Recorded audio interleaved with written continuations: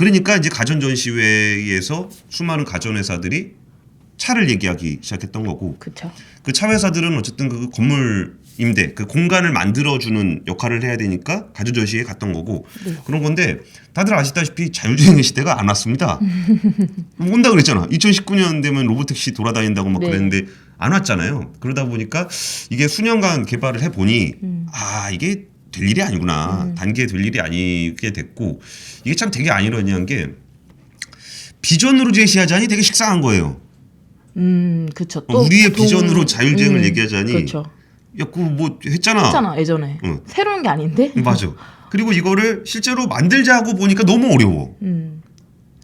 그러니까 이게 비전도 아니고 현실도 아니고 이게 되게 애매한 포지션을 좀 하게 돼서 요즘에 주로 사용되는 또 이전에도 많이 사용했던 말이긴 한데 사용자 경험이라는 말을 많이 써요. 그러니까 사용자 경험. 그러니까 이게 밑밥입니다. 그러니까 삼성전자의 키노트를 좀 설명을 드릴 건데 그거를 좀 이해하려면 이런 좀 사전 지식이 좀 있으시면 좋을 것 같다라고 미리 말씀을 드리는 건데 이 사용자 경험이라는 말이 되게 중요해요. 이게 혁신이 무엇인지에 대한 정의가 좀 바뀌었어요.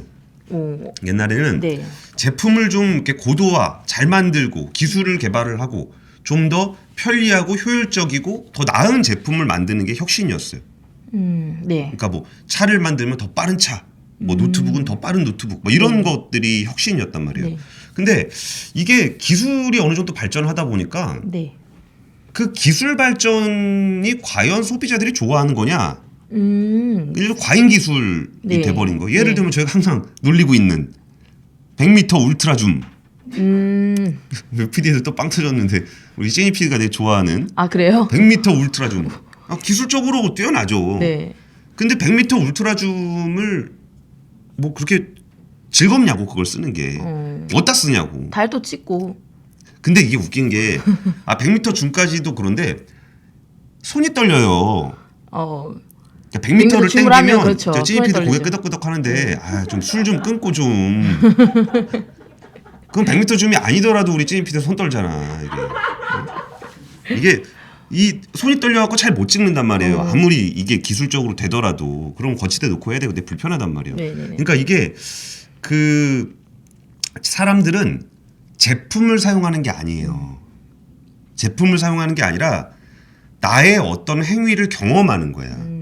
그러니까 내가 100m 줌이 문제가 아니고 내가 이 장면을 기억하고 싶은 행위, 그거에 대한 경험, 이게 중요한 거지 제품 자체를 바라보고 있는 게 아니라는 거예요. 네네. 그러니까 세탁기라는 거는 세탁기라는 기계를 사용하기 위해서 세탁기라는 기계를 사용하는 게 아니고 내가 깨끗한 옷을 입고 싶은 거야.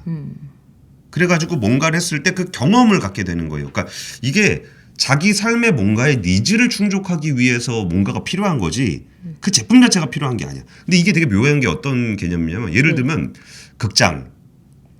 극장의 경쟁자가 넷플릭스일까? TV일까? 어때요? 극장의 경쟁자는 넷플릭스 아닌가요? 그러니까 단순하게 보면 넷플릭스로 볼 수 있잖아요. 네. 근데 극장의 경쟁자는 넷플릭스가 아니라 야놀자예요. 어떤 개념이냐면 남자친구랑 보는 거? 그치. 주말에 뭔가 여유 시간에 뭔가 시간을 소비하고 싶은 밖에서 시간을 소비하고 싶다는 개념으로 봤을 때 넷플릭스는 집에서 그냥 보면 되잖아요. 그러니까 나가서 놀 때 내가 극장을 갈 것이냐 아니면 어디 여행을 갈 것이냐 그래서 야놀자가 뭐 저기서 숙박만 하는 게 아니라 워터파크 예약이라든지 놀이공원 예약 이런 것도 하거든요. 야놀자가 그러면 컨텐츠를 좀 만들어야겠네요. 아니 그러니까 근데 야놀자는 그래서 어느 쪽으로 또 확장을 했냐면 최근에 인터파크를 인수했어요. 네네네. 그러니까 국내에서 노는 부분에 대해서는 자기들이 포트폴리오 갖추고 있으니까 네. 이게 인터파크가 그 온라인 항공권 예약 1위 업체예요. 그러니까 해외에서 노는 것까지를 커버하기 위해서 그걸 했던 거고. 그럼 극장 입장에서는 주말에 놀러 갈 것이냐 극장에 갈 것이냐 이런 경쟁의 개념이 되는 거예요. 그러니까 주말이라는 시간 동안 사람들이 즐기는 경험을 하기 위한 솔루션이 무엇인가에 대한 경쟁. 네. 그러니까 이런 컨셉 때문에 사용자 경험이라는 말을 쓰는 거예요. 그리고 이 사용자 경험을 바꾸면서 사용자 경험 안에 녹아 들어가거나 아니면 사용자 경험을 바꾸는 혁신이 나타나게 되면 네. 이게 원복이 잘 안 돼요. 그러니까 예를 들면 스마트폰으로 예전에는 우리가 전화라는 행위를 하고 있었는데 네. 이제 우리가 모바일로 인터넷 검색 같은 걸 하기 시작한 거는 네. 사용자 경험이 바뀐 거예요. 그러면 아무리 좋은 피처폰을 만들어도 그 경험이 돌아오질 않아요. 그러니까 기술의 문제가 아니야. 그러니까 휴대전화의 기술을 엄청나게 좋게 해서 정말 이게 뭐 3D 뭐 입체 사운드로 사람의 목소리를 전해준다 한들 네네. 우리가 다시 피처폰으로 갈 일은 없잖아요. 그러니까 그리고 저는 또 경험을 바꾼 대표적인 사례가 전 건조기라고 건조기. 생각해요. 저도 딱 그 생각했어요. 건조기가 진짜 대표적이죠. 못 그쵸. 돌아가잖아요. 네, 그러니까 건조기를 써보신 분들은 다 아실 거예요. 그러니까 우리가 빨래를 넣는 행위는 빨래를 널고 싶어서 넣은 게 아니란 말이에요. 이걸 마른 옷을 입고 싶으신 거지 빨래를 넣는 행위 자체를 우리가 하고 싶었던 게 아니에요. 근데 그 경험을 건조기라는 제품을 통해서 대체를 한 거죠. 그러니까 우리는 그 건조기를 쓰고 나서 이 원래 집의 필수 가전이 아니었는데 네. 건조기라는 것이 들어와서 사용해 보니까 사용자 경험이 바뀌었어요. 그러니까 빨래를 넣는 그런 행위가 사라지고 빨래를 하고 나면 그냥 건조기에 집어넣는 경험으로 바뀌었다고. 그리고 물건을 얻게 되는 거고. 그러면서 이게 이제 신규 매출이 나타나게 되는 겁니다. 네네네. 그러면 이 부분에 대해서 경험만 바꾸는 걸로는 락인이 잘 안 돼요. 그러니까 소비자 경험을 락인시키는 그런 제품이 되려면 단순히 한 가지 제품을 가지고만 했을 때는 이 건조기를 개발했다고 하더라도 경쟁을 해야 돼요.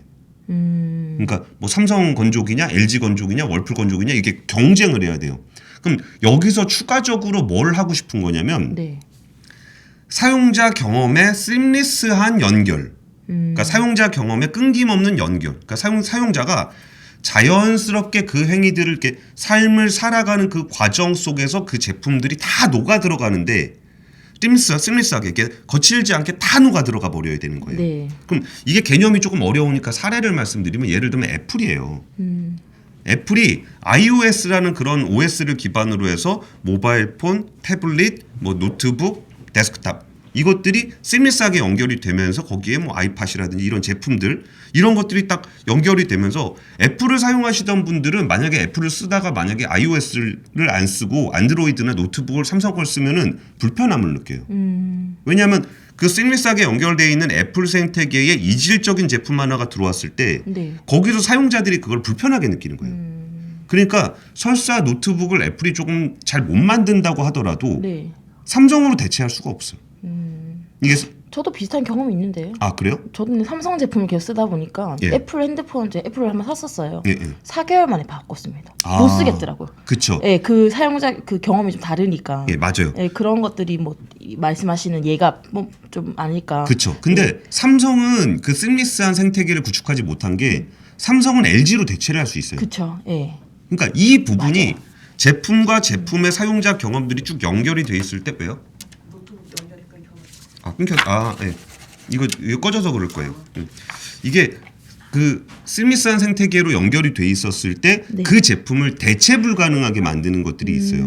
그러니까 그렇게 되면은 기술의 혁신이나 어떤 제품의 상품성을 떠나서 네. 그 사람이 제일 만족스럽게 편하게 느낄 수 있는 생태계를 구현하는 것이 지금 그 IT 가전 회사들이 되게 추구하고 있는 그런 목표들이에요. 네네네. 그래서 이게 이제 한종희 부회장의 키노트 이번에 삼성전자 한종희 부회장이 그 가전과 TV와 무선 모바일 폰의 그 사업부를 다 통합을 해서 부회장이 되신 분이에요. 네. 그러면 이게 왜 삼성은 그런 조직 개편을 했으며 그리고 처음으로 CES에 나와서 이분이 어떤 얘기를 했는지를 보면서 삼성이 하고 싶은 전략이 뭔가를 좀 한번 같이 좀 얘기를 좀 해볼게요. 네. 그러니까 일단 이날 그 키노트에서 나왔던 얘기 중에 제일 중요한 거는 한 파트는 그 친환경이었고 네. 친환경 얘기는 제가 뒤에 좀 해드리고 연결성과 맞춤화된 경험에 대한 얘기를 해요. 지금 제가 연결성과 맞춤화된 경험. 예, 네. 이게 뭐냐면 이거를 심리스하게 사용자 경험에 녹아 들어가기 위해서는 일단 그 소비자가 어떤 성향의 어떤 생활을 하는지에 대한 것들을 파악을 해야 돼요. 그래야 그 사람의 경험에 심리스하게 녹아 들어갈 거 아니에요. 네네. 그리고 그 사람을 맞춤형으로 뭔가 서비스를 제품을 만들었을 때 네. 이게 연결이 같이 돼야 되고요. 아, 저거 누가 예쁘다고 해가지고 너무 당황했어요.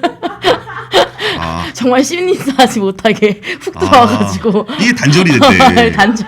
아, 나 너무 예, 놀랐네. 알콜뿌리님 오늘 기진 기자님 왜 이렇게 예뻐요? 연애하시나? 연애하면 큰일 나죠. 아, 얘, 유부녀인데. 애 딸린 유부녀가 뭔 연애를?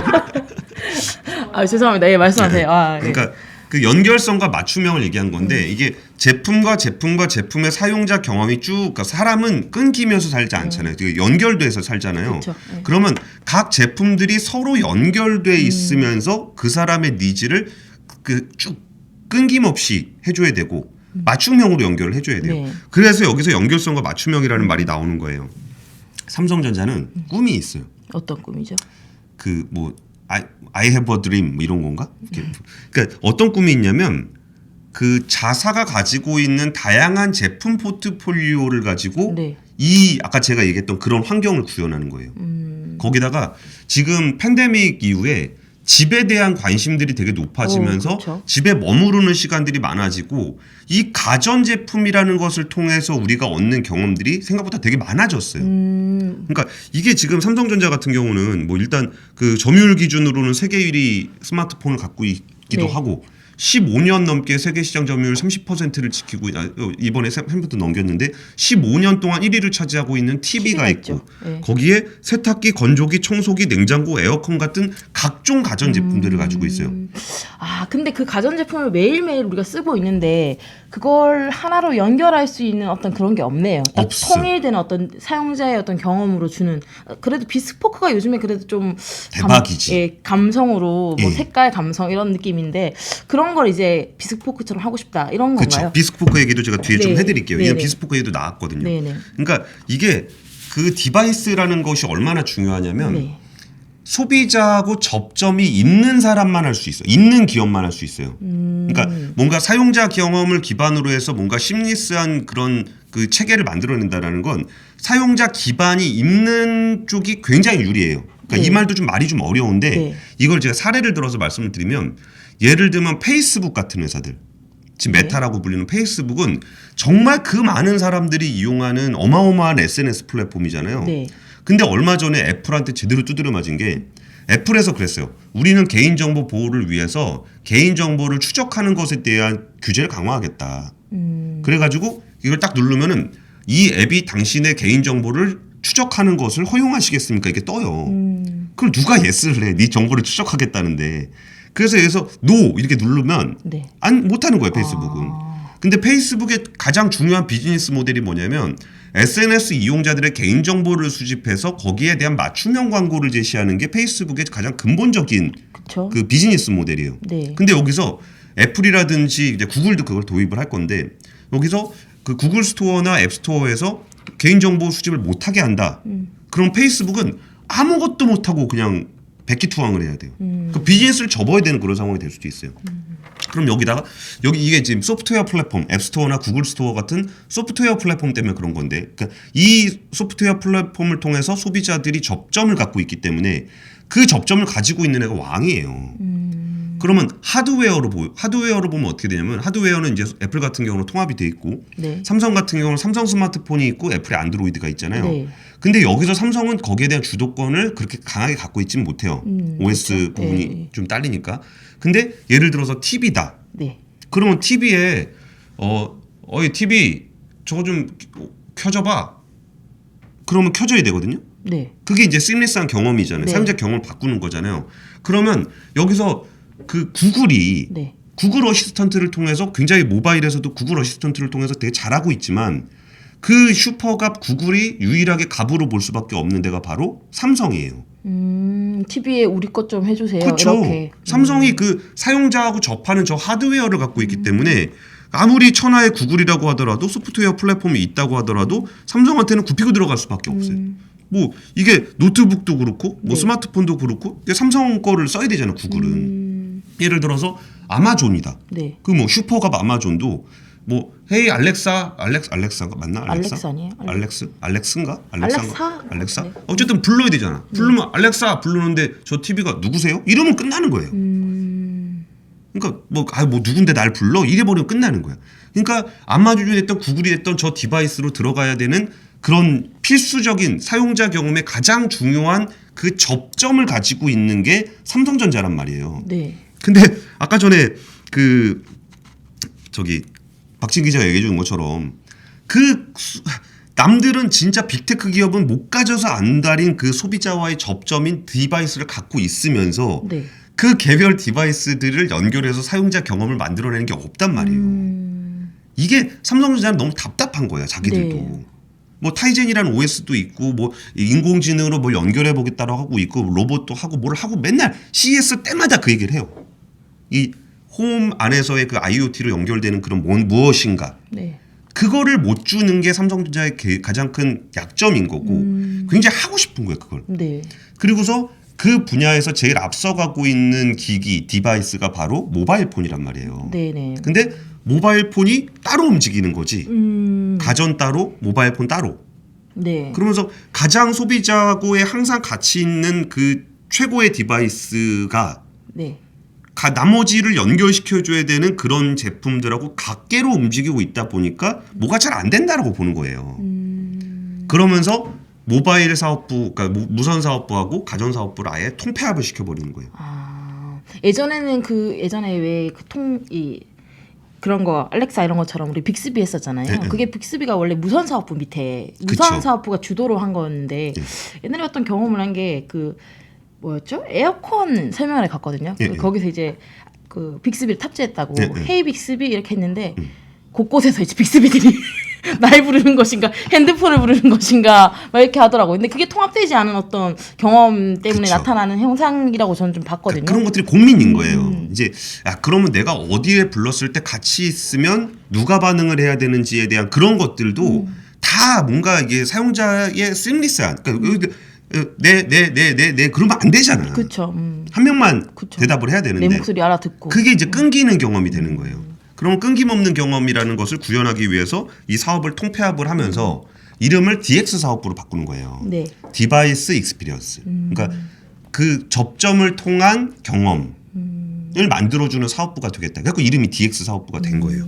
그래가지고 이 그 각 제품들이 가지고 있었던 그 장벽들을 다 허물고 네. 소비자 중심으로 사용자 경험을 바꿀 수 있는 무엇인가의 솔루션을 통합적으로 만들고 싶은 꿈을 지금 한종희 부회장이라는 분을 통해서 그 구현하려고 하는 거예요. 그럼 한종희 그룹장님은 이번 CES에서 이런 걸 가지고 우리가 어떤 걸 하겠습니다라는 것에 대한 샘플을 보여줘야 되는 상황에서 2022년 CES 키노트를 간 겁니다.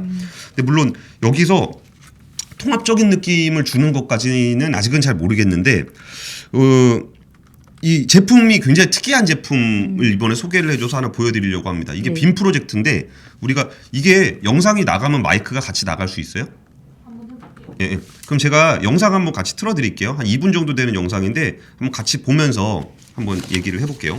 네. 하이 빅스비 턴온 하니까 불이 켜져요. 이게 그 프리스타일이라는 그 빔 프로젝터예요. 되게 조그맣죠. 사이즈가 한 요만큼밖에 안 돼. 그러니까- 요만하겠네요. 한 마이크 정도 네. 사이즈 되는 것 같아요. 지원되지 않는 기능이네요. 이거 뭐야? 내가 안 불렀는데 나오잖아. 이러면 나오지 말란 말이지 이렇게. 응? 아니 방송하고 있는 걸 몰라. 그러니까 이 지금 이 프리스타일이라는 제품은 빔 프로젝터인데 네. 지금 아까 보면 조명 같은 느낌을 주잖아요. 그럼 이게 한 손에 들어. 우리가 빔 프로젝터라고 하면 사이즈가 굉장히 큰 그런 걸 생각하다가 네. 포터블이에요. 전선 없이 연결할 수 있는 건데 또 한번 좀 볼게요. 네. 이걸 어디다 쓰는 거냐면 이렇게 빔 프로젝터를 쏘는 거예요. 네. 그럼 영상을 이렇게 볼 수 있죠. 네. 그리고 무드라이팅 이게 그냥 영상 조명으로도 쓸 수 있는 거고 그리고 네온 사인 글자를 만들어서 쏘는 거예요. 그러면 애 생일하고 막 그럴 때 벽에다가 해피 벌스데이 그런 거 우리가 일반적으로 뭔가 이벤트 같은 걸 하려면은 막 뭐 종이 색종이 갖다 붙이고 막 이런 그쵸. 이런 행위들을 하잖아요.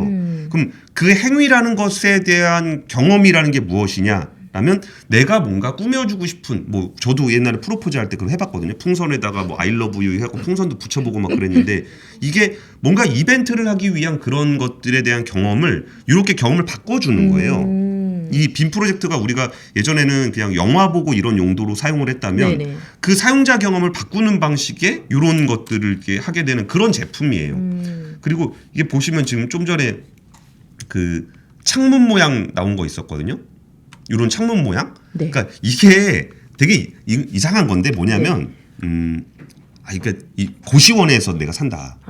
그럼 법 개정돼가지고 창문 다 열어야 되는데. 그러니까 창문 열어야 되는데, 그러니까 내가 그 창문을 만들고 싶은 거야. 뭔가 개방감을 주기 위해서. 네네. 그리고 내가 뭔가 뷰 오션뷰라든지 네. 파크뷰 이런 거를 갖고 싶어. 근데 난 돈이 없어. 그러면 내가 벽에다가 이런 장면을 띄워놓는 거죠. 그 막 클럽 같은데 그 약간 칵테일 파는 데 가면 예, 그 예. 그렇게 띄워놓잖아요. 그쵸. 파도 치는 거 이런 맞아요, 거를 맞아요. 이제 혹시 노트북 자체 소리 켜져 있나요? 모르겠는데 끌까요? 네, 확인 한번. 끄면 되나요? 네. 예, 끌게요. 예, 껐어요 노트북 그 소리. 소리를 껐다고 했어요. 지금 아까 그럼 켜져 있었던 거예요? 예. 근데 안 들어오네. 아, 그럼 상관없습니다. 우리 그냥 화면 보면 되니까. 어째 이런 식의 경험을 주는 거고 이 그 내가 사진 같은 경우도 액자로 그냥 걸어놓는 네. 게 아니라 그냥 그 사진을 저기다 띄워놓는 거예요. 그런 식의 경험들을 할 수 있게 해주는 그런 제품이에요. 그러니까 되게 조그맣고 포터블하니까 아무데나 갖다 놔도 되는 거고. 네. 그러니까 우리가 항상 고정돼 있는. 네. 그러니까 예전에 빔 프로젝터라는 거는 고정된 스크린이 있어야 되고 굉장히 큰 물체이기 때문에 이걸 고정시켜놔야 되는 그렇죠. 그런 거였다고 한다면 이렇게 조그맣게 만들므로써 뭔가 좀 이런 액자로도 쓸 수 있고 이벤트로도 쓸 수 있고 화면으로도 쓸 수 있고 그리고 이게 저는 되게 특이하게 봤는데 지금 어떤 장면이 나오는 거냐면 빔 프로젝트를 할 때 우리가 스크린이 필요한 이유가 벽면이 이렇게 달라지면은 화면이 이상하게 나와요. 아 그렇죠. 그러니까 이게 지금 보여지는 게 벽면이 좀 삐뚤어져 있을 때 화면이 이렇게 밑에가 크게 나온다거나 네네. 아래가 크게 나오는데 그거를 자동으로 보정을 해주는 거예요. 그러니까 네모나게 이렇게 보정을 해줘요. 다시 한번 보여드릴게요. 이거를 그 화면을 쏠 때 삐뚤어지게 삐뚤어진 벽엔 이렇게 나오는데 네. 이거를 자기가 인식을 해서 보정을 해요. 아, 그러니까 이게 중요한 이유는 그 어느 공간에서 사용하든 그 경험이 동일해야 되는데 네. 그러니까 내 경험이라는 게 그 고정돼 있는 곳에서 하는 거면은 원래 이렇게 되는데 네. 얘는 다른 경험을 줘야 되는 거거든요. 아무데나 가서 놓고서 쏘면 이게 그대로 나와야 돼. 그럼 제일 중요한 게 뭐냐? 이걸 내가 보정하는 그런 절차들이 없어야 된다는 거예요. 그리고 그 다음 장면들을 좀 계속 보여드릴게요. 30인치 조그맣게 볼 수 있는 그런 사이즈에서 100인치까지 키울 수가 있어요. 오. 이것도 어떤 경험이냐면 우리가 빔 프로젝트를 쓰게 되면 네. 항상 엄청 크게 고정돼 있어요. 작게는 안 돼요. 그렇죠. 그러면 근데 이거를 내가 그 스크린이 아니라 내 방에서 그냥 이렇게 볼 거면 혼자 볼 거면 100인치 너무 크단 말이에요. 그럼 이거를 조정할 수 있어야만 얘라는 다른 경험을 해줄 수가 있어요. 아무 데나 갔을 때. 그럼 이런 것들이 계속적으로 들어가요. 보면 놀러 가고 싶다. 이게 스케일이 만약에 크면 옆에 걸리고 뭐 이런 것들이 생기는데 네. 이걸 줄이면은 이렇게 되는 거고 옮기고 내가 뭐 보고 싶은 데 가서 보면 되는 거예요. 이게 내가 이렇게 제가 이렇게 움직이지 않아도 그게 자동으로 이렇게 소프트웨어로 된다는 거죠. 아, 지금? 그건 아닌데 그거는 내가 이제 옮겨야지. 옮겨야 돼요? 네. 아니 그러니까 내가 보고 싶은 데로 가야 되는 거지. 그러니까 지금 방금 이렇게 화면이 막 이동했잖아요. 네, 네. 그게 이제 리모컨으로 되는지. 그것까지는 제가 제품을 안 써봐서 모르겠어요. 네네네. 그리고 또 하나가 빨간 벽, 하얀 벽, 까만 벽 그런 게 안 돼요. 빔 프로젝트 쓸 때 꼭 하얀 벽에만 했다. 그럼요. 그리고 빨간 벽에 들어가면 색깔이 이상해져. 이상이지. 빨간 사람 되지. 그쵸. 네. 그거를 자기가 보정을 하는 거예요. 그러니까 꼭 하얀 벽이 아니더라도 이걸 자기가 스스로 보정을 해서 이거를 만들어주는 겁니다. 그러니까 와우. 이 사용자 경험이라는 거는 단순하게 이런 제품을 이렇게 사용하세요가 안 돼요. 왜냐하면 사람은 항상 꼭 그렇게 사용하는 게 아니거든. 그럼 내가 다른 방식으로 사용을 하더라도 내가 생각했던 그 경험이 나와야 되는 것을 기술로 구현을 하는 거예요. 네네. 그럼 여기서 이런 그 아까 보여주셨던 그런 것들도 되고 이것도 되게 재밌는데 우리 그거 이 짤 있잖아 짤 이게 모두 스마트폰 이렇게 누워서 이렇게 보다가 떨어뜨리면 엄청 아프잖아. 진짜 아프죠. 저 진짜 많이 당해요. 그리고 그래가지고 요거 이렇게 고정하는 네. 그런 제품 아이디어 제품 이게 여기다 누워 있으면 여기다 이렇게 해갖고 이렇게 보는 거 네, 있죠. 그런 상상들을 집게로. 하잖아요. 네. 그것들을 어떻게 구현을 하냐? 네. 이거를 천장으로 쏘는 거죠. 그냥 누워서 천장으로 쏘고 그냥 누워서 이렇게 보는 경험. 그러니까 이건 뭐냐면 디스플레이가 가지고 있는 경험을 바꿔주는 거예요. 고정된 장소에서 고정된 형태로 디스플레이를 보던 것을 우리는 모바일 폰을 이용해서 좀 더 자유롭게 보게 됐는데 그거에 대한 경험을 좀 더 모바일 폰이 가질 수 없는 좀 더 확장적인 개념, 사이즈가 좀 더 크고 막 이런 것들에 대한 경험을 이 프로젝트를 통해서 바꿔주는 겁니다. 네. 재밌는 거 많아요. 이거 그리고 이거는 이제 삼성 OTT. OTT가 그냥 요 안에 탑재가 되는 거예요. 그럼 네. 여기서 TV 역할을 얘가 직접 하는 거죠. 빔 OS가 깔려 있나 보네요. 그쵸. 웹 OS가. 그래서 그러니까 삼성 스마트 TV에서 할 수 있는 부분. 그리고 옆에서 TV를 보고 있다. 그러면 이걸 그대로 쏴주는 겁니다. 그 빔 프로젝터에. 미러링 같은 건가요? 미러링이죠. 예. 그러면 옆방에서 저 TV 보고 있을 때 내가 딴 방에서 네. 그러니까 우리가 이제 싸웠단 말이야. 부부인데 싸웠어. 그래서 와이프가 거기서 TV 딱 차지하고 앉아 있어. 근데 나도 그거 보고 싶단 말이지. 그럼 방에서 몰래 미러링해서 보는 거죠. 참. 그런 사용자 경험들 다 있으시잖아요. 찰떡 같네요. 네. 그래가지고 이런 미러링 기능들이 있고요. 또 이게 오디오 그러니까 이거를 꼭 TV만 보는 게 아니라 노래를 들을 수도 있고 오. 그리고 조명으로도 쓸 수 있고 뭐 조명으로 뭐 당연히 조명으로 쓸 수 있겠죠. 그리고 이거를 조명처럼 이렇게 걸게 되면 오마이. 이거 신기하다. 그럼 무슨 일이 벌어질까요? 무슨 일 벌어져요? 이 테이블이 디스플레이가 되는 거예요. 내가 뭔가 이렇게 일을 하고 그럴 때 종이를 놓고서 이렇게 보는 게 아니라 여기다 띄워놓고 쏘는 거죠. 그리고서 그냥 이걸 보면서 이렇게 일을 하는 거예요. 신기하죠? 신기하네요. 네. 그리고 또 재밌는 게 야외에서도 가능하다는 거죠. 포터블이니까. 포터블이니까 야외에서도 가능하고 아까 벽면과 상관이 없기 때문에 그냥 그 뭐 봉고차 같은 거 있으면 봉고차 벽에다 그냥 쏴도 돼요. 그러니까 이게 그 제가 왜 그 경험에 대해서 아까 서론을 되게 길게 얘기를 네. 드렸는지 좀 이제 좀 감이 좀 오시죠. 그렇죠. 근데 이건 잘 만들었는데 프리스타일 네. 이 제품은 굉장히 잘 만들었는데 이제 삼성이 내는 모든 기계들이 이런 식으로 돼야 된다는 거잖아요. 결론적으로. 그러니까 이게 그러니까 아까 좀 미완이라고 좀 볼 수 있는데 네. 얘가 뭔가 조명부터 해서 디스플레이나 사람들을 따라다니면서 필요하게 하는 그러니까 내가 들고 다니면서 내 경험 안에서 이걸 쓰게 하잖아요. 네. 그럼 얘가 일종의 허브 역할을 해줄 수가 있어요. 그러니까 얘한테 명령을 해서 다른 애를 조작을 하는 거지. 그러니까 진짜 뭐 에어컨도 얘 빅스비 뭐 TV도 얘 빅스비 다 그렇게 하는 게 아니라 얘가 그냥 옆에 있다면은 야 저기 에어컨 좀 켜줘. 그럼 얘가 들어버리면 되는 거지. 네. 그럼 얘를 중심으로 해서 다른 것들이 또 할 수도 있어요. 그리고 네. 조명 같은 경우에 그냥 설치를 해놨다 그러면 걔가 중요한 그 집안의 중심 역할을 해줄 수도 네. 있는 거죠. 그러니까 아직 그 집안에 있는 IoT 솔루션을 가지고 사용자들한테 어떤 경험을 줄지는 그 명확하게 솔루션으로 제시하고 있지는 않아요. 네. 근데 어쨌든 이런 제품들이 일종의 좀 하는 샘플 같이 네, 뭐 네. 그런 느낌을 좀 주는 아이디어를 겁니다. 좀 볼 수 있다, 엿볼 네. 수 있다 이런 말씀이시죠. 그리고 이게 약간 플랫폼적인 결합이라 그러면 네. 뭐 저런 것도 보여줬어요. 그 게임 TV인데 네. 게임용 TV. 그러니까 요새 이제 게임 엄청 한다는 거 아니에요? 네. 그러니까 게임을 엄청 하는 정도가 이제 앞으로는 훨씬 더 심해질 거예요. 네. 그러니까 애들이 게임을 더 많이 할 거다라는 개념보다 메타버스 같은 그런 공간 개념이 가상 공간의 개념으로 돌아가게 되면 여기서 행동하는 거는 게임하고 거의 비슷해요. 그렇죠. 그러니까 내가 거기서 뭐 사무실에서 일을 하건 아니면 메타버스 가상공간에서 일을 하건 뭔가 게임에서 내 캐릭터를 움직이건 이거는 좀 비슷하단 말이에요. 그러니까 게임에 적합화되어 있는 디스플레이라든지 여기에 적합화되어 있는 무슨 단말기들은 앞으로 점점 중요해질 거예요. 네. 그러니까 이걸 아직까지 메타버스까지 구현하진 않았지만 게임용 TV를 만들었어요. 게임에 게임용 적합한. TV. 네, 그럼 옆으로 이렇게 되기도 하고 위로 이렇게 돼 있기도 하고 뭐 게임에 적합한 TV를 만들었는데 몰입도를 주기 위해서. 그렇죠. 네. 그러니까 뭔가 이 가상 공간에 대한 몰입도를 높이는 방식의 경험을 주는 그런 디스플레이를 만들었는데 여기다 뭘 집어넣냐면 그 게임 플랫폼을 집어넣었어요. 게임 플랫폼 개념도 잠깐 설명드릴게요. 지금 우리가 게임이라는 걸 할 때 그 플레이스테이션이나 엑스박스 같은 게임기를 놓고 이걸 TV에 연결을 시켜요.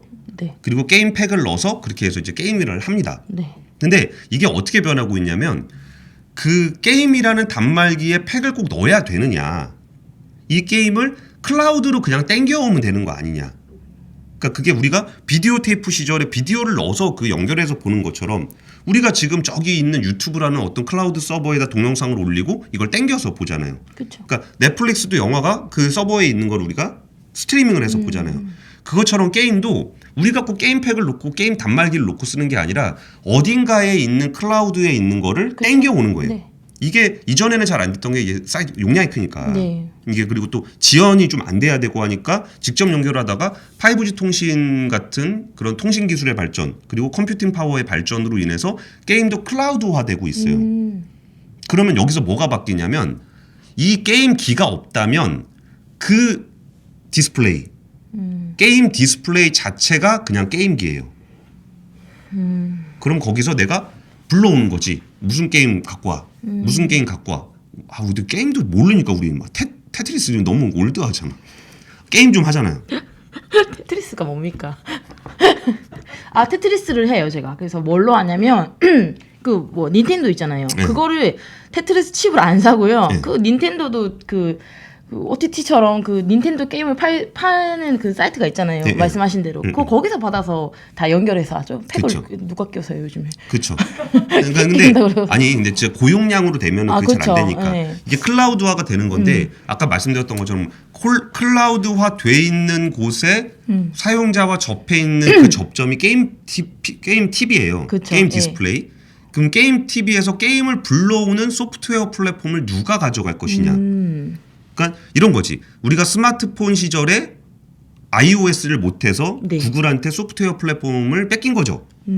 그러면 TV 시절에 그 플랫폼을 누가 장악하기에 가장 유리한가라고 보면 TV를 가장 많이 팔고 있는 삼성이라는 거죠. 그럼 삼성이 자기 게임 플랫폼을 만들어서 야 너네 클라우드 게임 플랫폼 하고 싶은 사람 나한테 들어와. 네. 나 거쳐서 들어가. 네. 그래가지고 이번에 게이밍 허브라는 플랫폼을 공개를 했어요. 그러면 클라우드 게임을 하는 사람들이 거기에 들어와서 삼성을 거쳐서 삼성 TV로 게임을 하게 하라는 거지.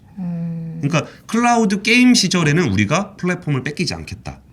그리고 선제적으로 게임 플랫폼을 내놓음으로써 다른 클라우드 게임을 하는 사람들이 각자 플랫폼을 설사 만든다고 하더라도 네. 너네가 TV로 나오게 하려면 우리를 거칠 수밖에 없다. 요거를 보여주는 플랫폼을 하나 보여줬고요. 네. 그리고 또 이제 그 비스포크. 아 네. 비스포크를 이제 미국에 보여줬는데 비스포크가 그러니까 제가 아까 얘기했던 그 연결까지는 아니더라도 사용자 경험을 통합하는 건데 여기서 사용자 경험이라는 건 어떤 개념으로 있냐면은 집에 가전제품과 인테리어는 사실 별개였거든요. 네. 그러니까 내가 좋아하는 색깔에 좋아하는 제품을 사긴 하지만 인테리어를 하는 개념으로 생각하지는 않았어요.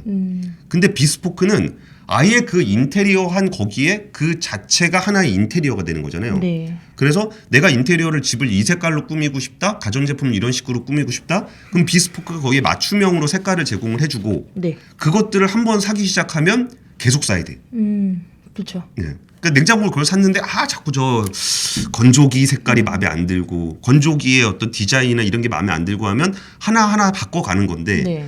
그렇다고 해서 그걸 다 비스포크로 다 깔아놓고서 건조기만 오브제를 쓰겠다. 이게 쉽지 않아요.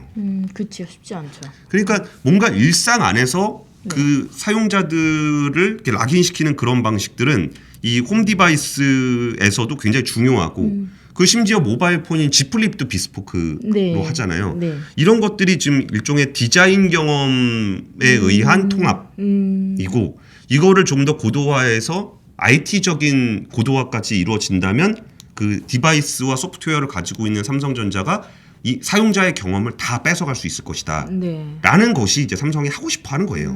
그래서 이번에 CES를 통해서 그 전략들을 발표를 했고 그 전략에 사명을 띠고 간 조직 개편의 수장 네. 한종희 부회장이 그런 조직을 갖고 있다. 그런 얘기를 좀 드리고 싶습니다.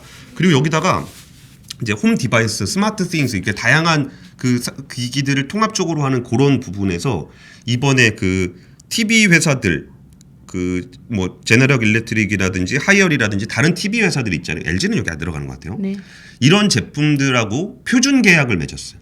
이번에 동맹. HDR 뭐 이런 건가요?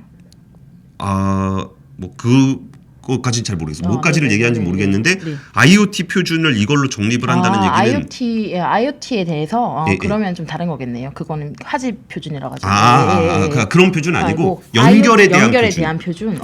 그래서 이것들을 꼭 저기는 아니더라도 네. 그러니까 꼭 내 제품이 아니더라도 함께 호환할 수 있는 생태계를 구현해 보겠다라는 그런 전략들도 좀 나오고 있습니다. 근데 말씀 주신 대로 사실 가성비가 중요하지 않습니까? 중요합니다.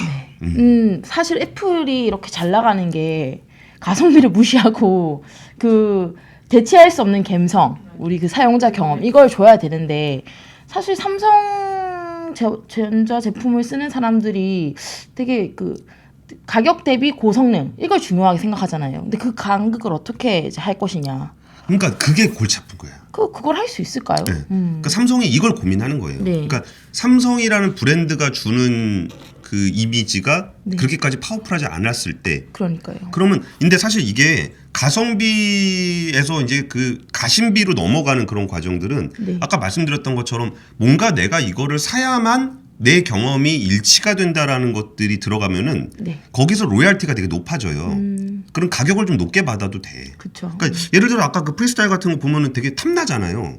저는 되게 탐나거든요. 네. 근데 이게 예를 들어서 한 100만 원 넘는다. 100만 넘는다는 것 같은데요, 누가? 아 그래요? 101만 원인가? 아. 누가 찾아 모르겠어요. 100만 원. 네. 아 이게 100만 조금 원이다. 그러면 좀 조금 이게 삼성전자 좀 주가가 좀 많이 오르면 근데 예를 들어서 한 50만 원이다. 50만 원이다. 그러면 그냥 뭐 하나 좀 들여서 그리고 그러면은 감성이 안 만들어질 수도 있어요. 근데 그 부분은 네. 아까 얘기했잖아요. 감성 부분이 아니라 경험을 공략하는 거라고 얘기를 했잖아요. 근데 비스포크도 사실 좀 비싸서 아무나 못하는 경험이야 라는 게 저는 깔려 있다고 생각하거든요. 그걸 구입하는 사람들이. 예. 애플도 마찬가지로 우리 비싸지만 이건 아무나 할 수 우리 거 사면 되지만 이건 아무나 살 수 없어 라는 어떤 전략적인 게 있었다고 저는 생각하는데 예. 그걸 참 중간에서 맞추고 그걸 맞춰서 마케팅하기가 생각보다 쉽지 않지 않을까라는 생각도 듭니다. 그러니까 예.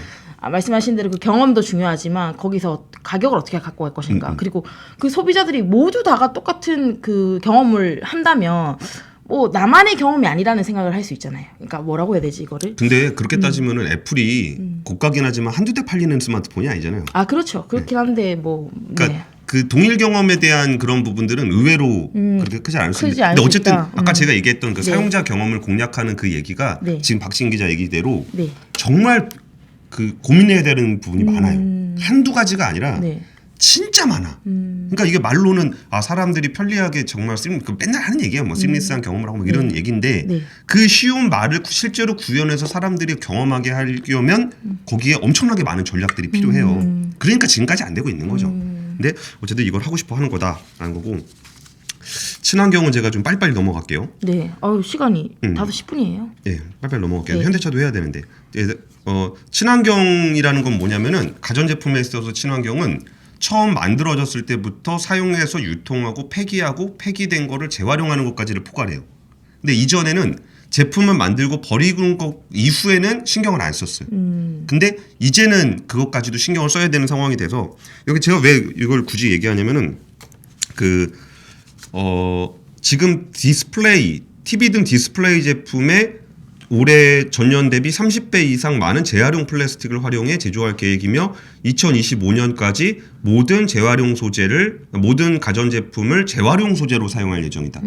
이게 뭐랑 연결이 되는 거냐면은 박지은 기자가 종종 얘기하는 친환경 플라스틱이랑 연결이 되는 그쵸? 거예요. 예. 그러니까 재생 플라스틱, 친환경 플라스틱이 만들어지고 있는 요 상황하고 이거를 쓰는 수요 쪽의 얘기가 연결이 되는 거예요. 그러니까 여기서 얼마나 써주는지가 이쪽으로 연결이 그러니까 이게 근데 친환경 플라스틱이 뭐야? 그걸 어디다 쓰는 거야? 라고 하면 우리가 쓸 일은 없죠.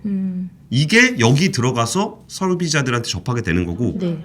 인터넷 또 여기서도 지금 끊겼어요. 아 그래요? 제 스마트폰은 안 끊겼는데 됐다. 아 됐어요? 네. 예. 예. 본부장님 보고 계십니다. 예. 정신 차리자. 네, 그리고 저는 여기서 삼성이 선한 영향력을 행사해 줬으면 좋겠어요. 근데 제가 예전에 한번 얘기한 적이 있는 것 같은데 선한 영향력에서의 선한은 그렇게 중요한 게 아니에요. 그러니까 제가 우리 박치경 기자가 선한 영향력을 행사하겠다. 네. 여기서 우리는 그렇게 할 수 없어요. 왜냐하면 영향력이 없거든요. 중요한 건 선한이 아니에요. 영향력이에요. 영향력이 있는 사람이 선한 목적을 달성하기 위해서 영향력을 행사하는 걸 얘기하는 거예요. 선한 영향력이라는 것. 그러면 여기서 삼성이라는 회사가 그 납품업체 재활용 비율 이만큼 올려갖고 오쇼. 안 갖고 오면 난 안 살 겁니다. 이게 선한 영향력이에요. 갑질. 그래서 여기서 삼성이 그러면 우리 지금 이 생태계가 하나도 구현이 안 돼 있거든요. 이 가전제품을 다 사용한 가전제품을 수거를 해서 이거를 분류를 하고 그 부품을 분류를 다시 가지고 와서 이걸 화학적으로 재활용 플라스틱을 만들어내는 생태계가 전혀 없어요. 네. 그러면 그 생태계를 만들 때 누가 주도를 할 수 있냐? 갑.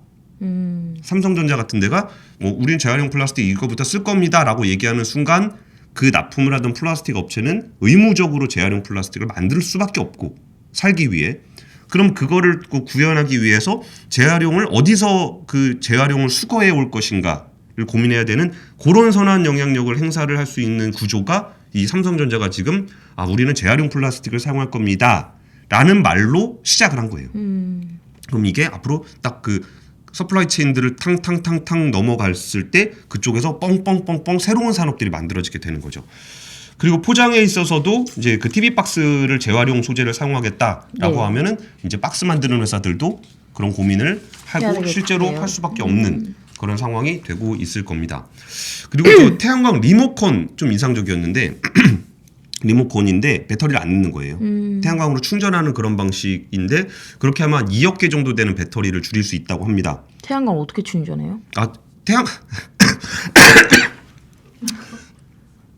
태양광이니까 광. 그냥 열이 햇빛에 아니고. 이렇게? 아니 그 집에다 둬도 충전돼요. 돼요? 네, 태양 안 들어와도 그래요? 충전이 됩니다. 이거 광이기 그래요? 때문에 빛만 들어오면 빛만 들어오면 됩니다. 반지하 살면 어떡해요? 그러니까 반지하 살면 어떻게 매우 중요한 지적을 해줬어요. 네. 그 밤에는 또 충전이 안 되잖아요. 그러니까요. 그래서 이 다음에 나오는 모델은 태양광 충전뿐 아니라 와이파이 공유기 등 무선 주파수를 이용해서 충전하는 기능을 탑재하겠다. 그러니까요. 그러니까 불빛이 없어도 충전할 수 있게끔. 왜냐하면 그 리모컨이 전기를 네. 되게 많이 쓰는 건 아니잖아요. 그러니까 그쵸. 그 어느 정도 태양광으로 충전을 그러니까 광으로 충전할 수도 있고 이게 부족하다. 우리 반지하 사는 박지은 기자처럼 네, 그럴 수 있잖아요. 그렇게 될 경우에는 이거를 와이파이 무선 충전으로 하는 그런 기능도 충전을 한 다음에 이 기술에 대해서는 널리 사용하기 위해서 무상 공개를 하겠다라는 계획들도 발표를 했습니다. 이게 디지털과 녹색이 가장 큰 변화의 두 축인데 디지털이 사람의 경험을 바꾸는 게 있고 녹색은 외부 환경에 대한 영향을 바꿔요. 그래서 우리가 이제 어떤 경험을 원하는가 이거는 우리가 얘기를 하는 것도 되게 중요해요. 이 사람들은 자신들의 기술을 가지고 어떻게 사용자 경험을 만들 것인 그 솔루션을 어떻게 만들어갈 것인지에 대해서 되게 많이 고민을 하고 있는데 그게 무엇인지는 아직 그렇게 명확하진 않아요. 근데 그 부분은 우리가 함께 고민할 그런 부분인 것 같습니다. 제가 현대차 얘기까지 하고 그냥 후루룩 해버릴게요. 네네. CS 얘기니까. 네. 그럼 여기서 영상 하나 보여드리겠습니다. 여기서 현대차가 이번에 완전히 미래로 가버렸습니다. 그래요? 네. 같이 가보시죠. 미래로. 예, 틀었습니다. 예. 요게 이제 모듈인데 요게 이제 차라는 거예요. 네. 여기 차로 돌아다니는 겁니다. 타고 있나요, 인간이? 사람이 타고 있죠. 자율주행 차인데 네. 이 차 안에 지금 타고 있는 거잖아요. 근데 우리가 어디로 가볼까? 화성으로 가볼까? 라고 얘기를 하면서 이 차 안에서 화성으로 갑니다.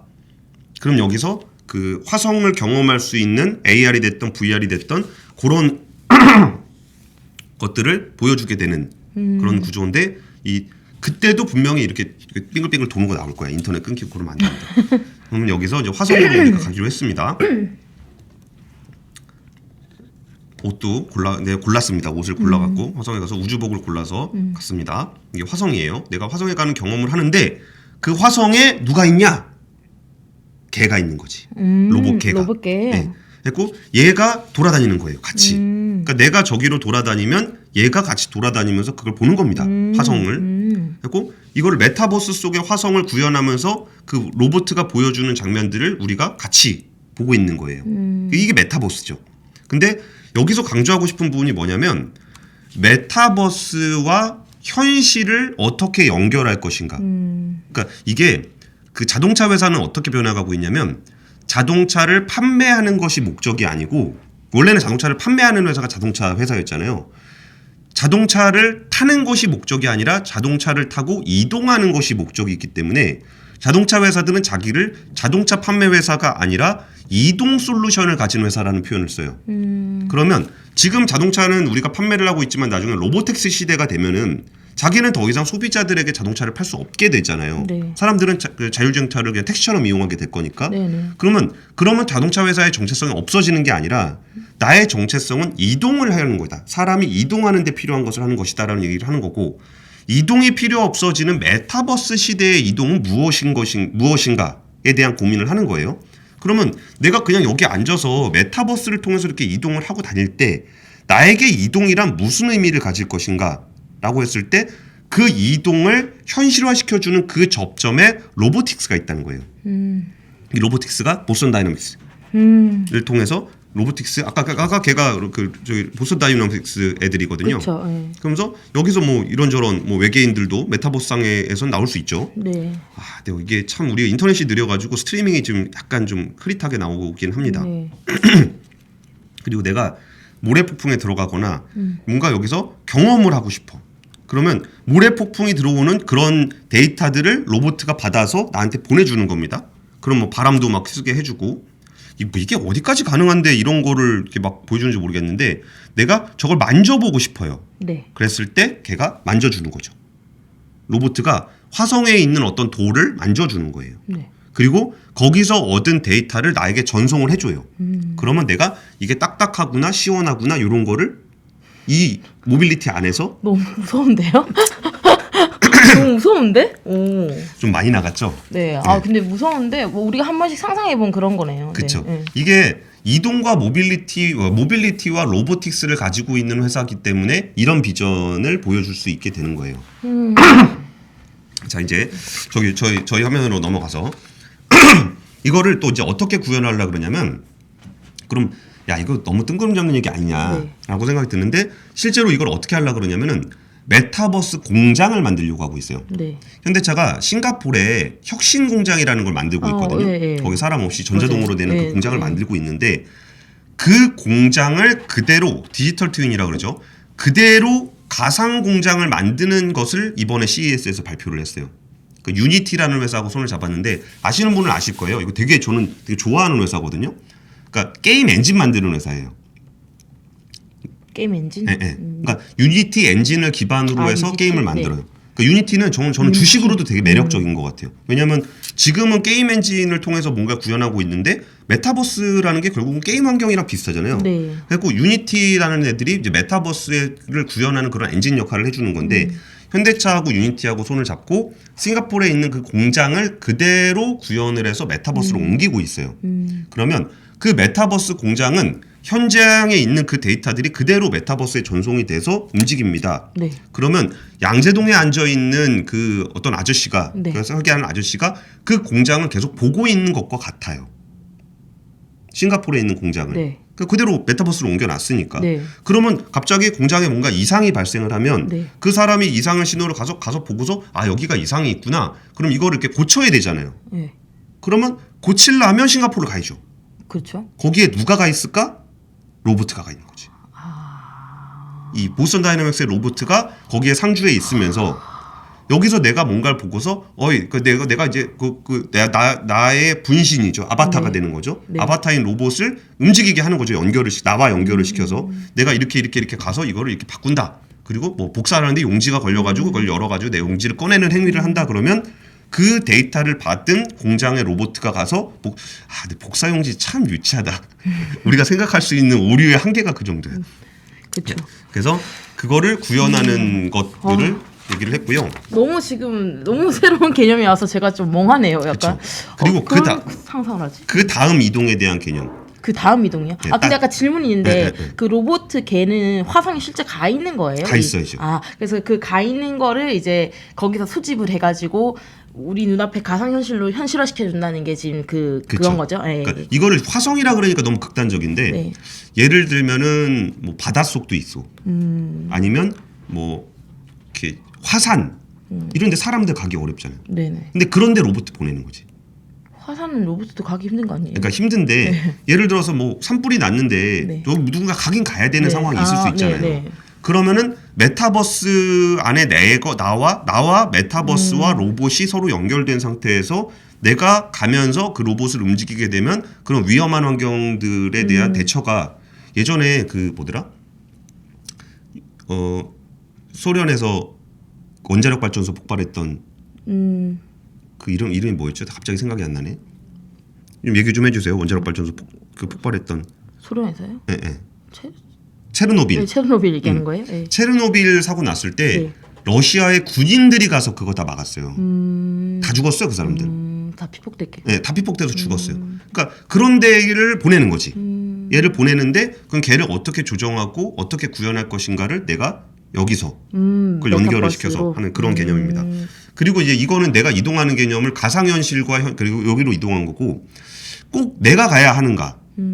그러면 이제 뽀피디 잠깐 일로 와봐. 그럼 뽀피디가 그러죠. 공기자님 오세요. 그런 거지. 그러면 사물이 나에게 오게 만드는 거. 어떻게 오게 만드는지는 제가 어떤 애가 지금 보여지고 있는지를 동영상으로 함께 보겠습니다. 사람이 이동합니다. 사람이 이렇게 이동을 하는 거예요.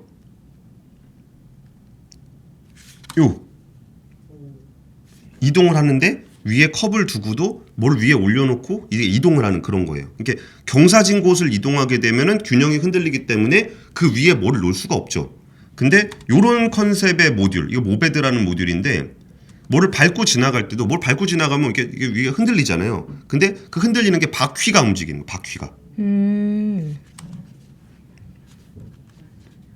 그리고 커브길도 보면은 이게 차는 일자로만 움직여요.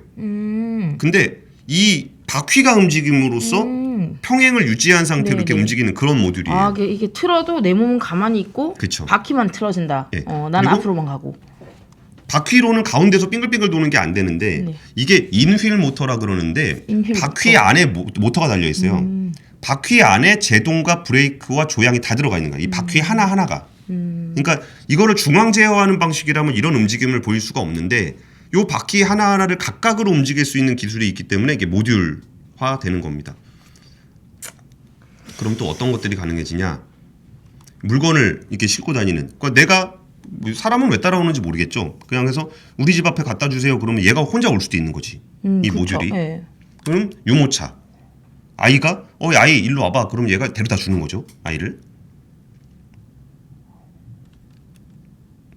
이렇게 재밌게 장난도 치고 이 위에다 뭐를 올리느냐에 따라서 사물이 이동하는 그런 컨셉을 보여준 거예요. 아까 보여드렸던 건 사람의 이동을 어디까지 확장시킬 것인가에 대한 얘기를 했던 거고 지금 보여드리고 있는 거는 그럼 내가 꼭 갈 필요가 없다면 사물이 나에게 오는 그런 이동에 대한 컨셉을 보여주면서 이번에 그 P&D 모듈과 DNL 모듈을 보여줬습니다. 그리고서 여기다가 아까 IoT가 인터넷 오브 띵즈잖아요. 네. 그거를 모빌리티 오브 띵즈, 모빌리티를 중심으로 다른 것들을 연결하는 컨셉을 이번에 현대차가 CES에서 얘기를 했어요.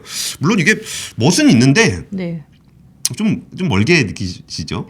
네, 멀게 느껴지고 무섭네요. 좀 저는. 무섭기도 하고. 네. 근데 어쨌든 이런 얘기들을 삼성전자와 현대차에서 CES를 통해 발표를 했습니다. 뭐 CES에 되게 재밌는 해외 사례들도 좀 많이 있는데 우리가 이제 시간 관계상 네. 이제 박진 기자가 해야 되기 때문에 오늘 CES 얘기는 여기까지 하겠습니다.